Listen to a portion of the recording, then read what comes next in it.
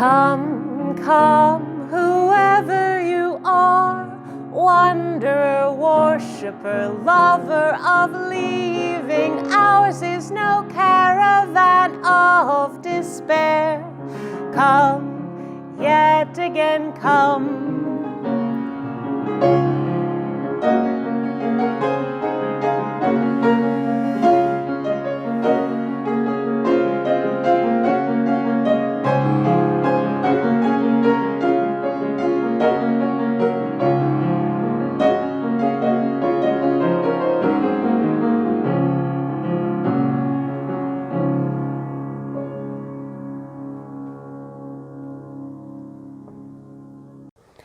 Welcome to our family chapel during Corona days.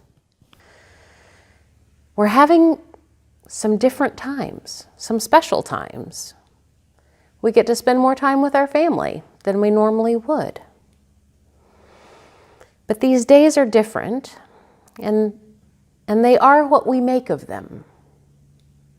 And that reminds me of our invocation.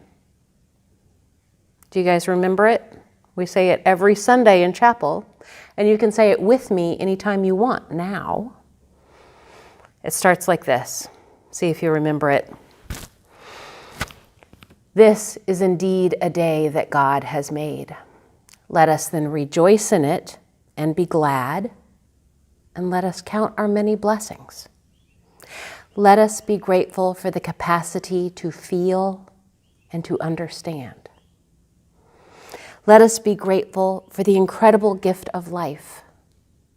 And let us be especially grateful for the ties of love that bind us together, giving dignity, meaning, worth, and joy to all of our days. Now join me in saying our covenant. Love is the spirit of this church, and service is its law.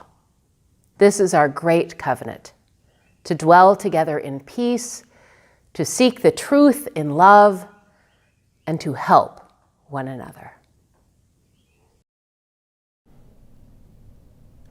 Our story today is taken from a poem that was taken from an old folk tale.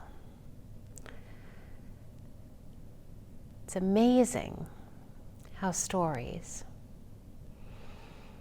can be taken from so long ago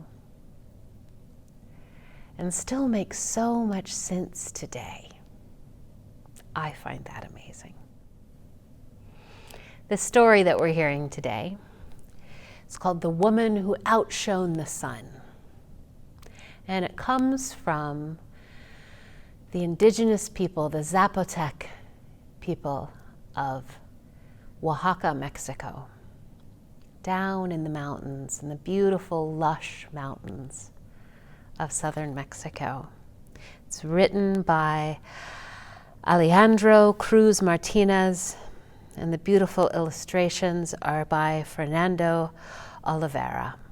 And I hope you enjoy it as much as me. The day Lucia Zenteno arrived, everyone in the village was astonished. No one knew where she came from, yet they all saw how amazingly beautiful she was, and that she brought thousands of dancing butterflies and brightly colored flowers on her skirts.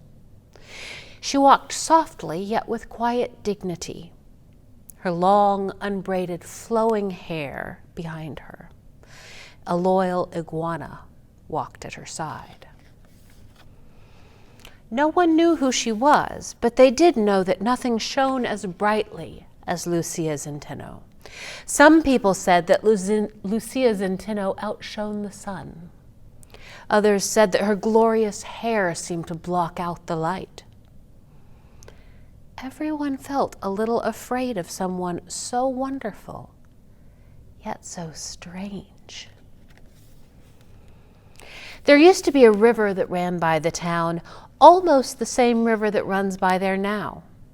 And people said that when Lucia Zenteno went there to bathe, the river fell in love with her. The water rose from its bed and began to flow through her shining black hair. When Lucia finished bathing, she would sit by the river and comb out her hair with a comb made from the wood of the mesquite tree. And when she did, the water, the fishes, and the otters would flow out of her hair and return to the river once more. The old people of the village said they thought Lucia was different from them. She would be honored and treated with respect. She understood the way of nature, they said.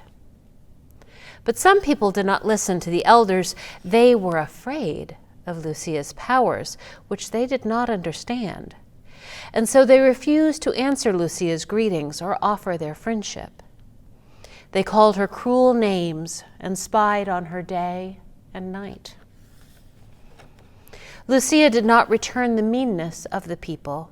She kept to herself and continued to walk with her head held high. Her quiet dignity angered some of the people. They whispered that Lucia must be trying to harm them. People became more afraid of Lucia, and they treated her more cruelly. Finally, they drove her from the village. Lucia went down to the river one last time to say goodbye, and as always, the water rose to greet her and began flowing through her glorious hair.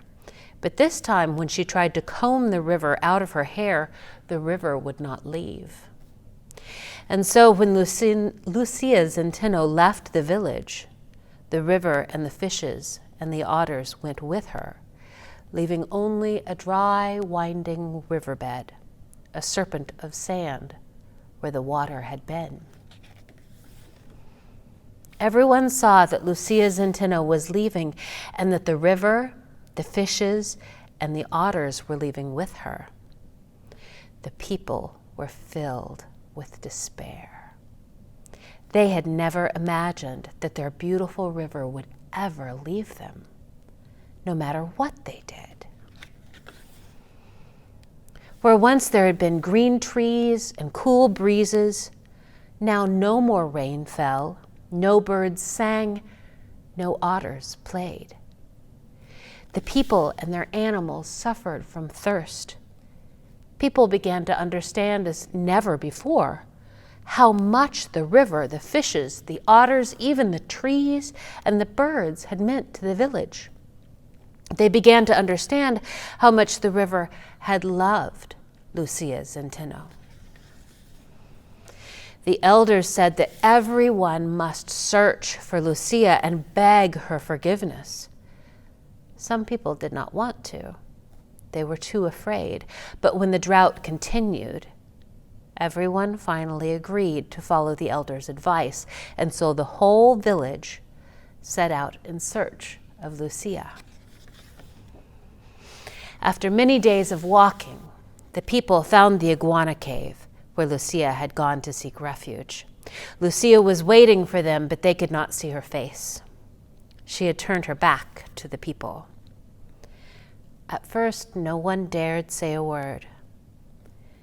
Then 2 children called out, "Lucia, we have come to ask your forgiveness. Please have mercy on us and return our river." Lucia Zenteno turned and looked at the people. She saw their frightened, tired faces, and she felt compassion for them. At last she spoke. "I will ask the river to return to you," she said. "But just as the river gives water to all who are thirsty, no matter who they are, so you must learn to treat everyone with kindness, even those who seem different from you." The people remembered how they had treated Lucia, and they hung their heads in shame.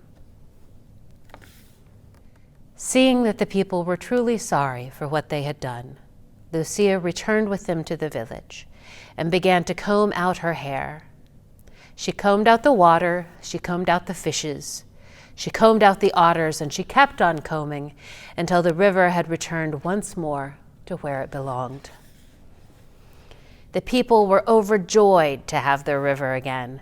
They poured water over themselves and over their animals. They jumped into the river and they laughed and cried with happiness.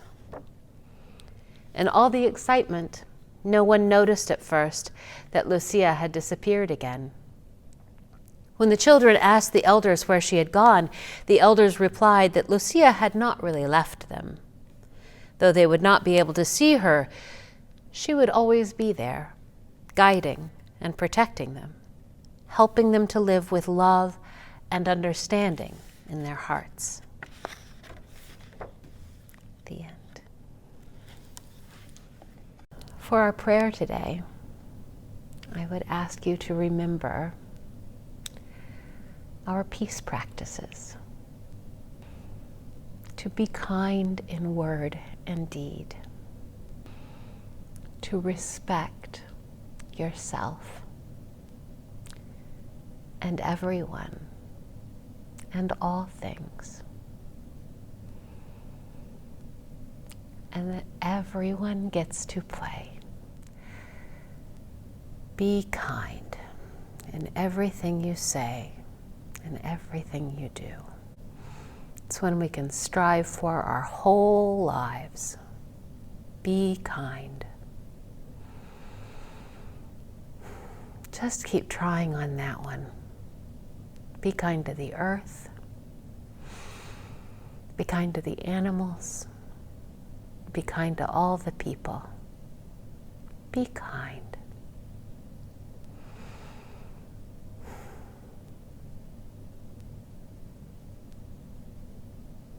Amen. There's a river flowing in my soul.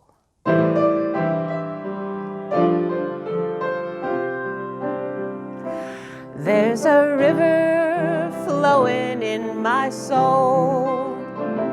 There's a river flowing in my soul. And it's telling me that I'm somebody. There's a river flowing in my soul.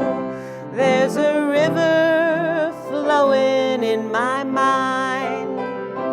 There's a river flowing in my mind. And it's telling me that I'm somebody. There's a river flowing in my mind. There's a river flowing in my heart. There's a river flowing in my heart. And it's telling me that I'm somebody.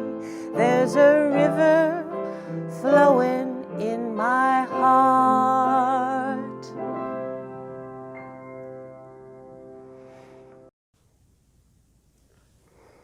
Go and be blessed and be a blessing.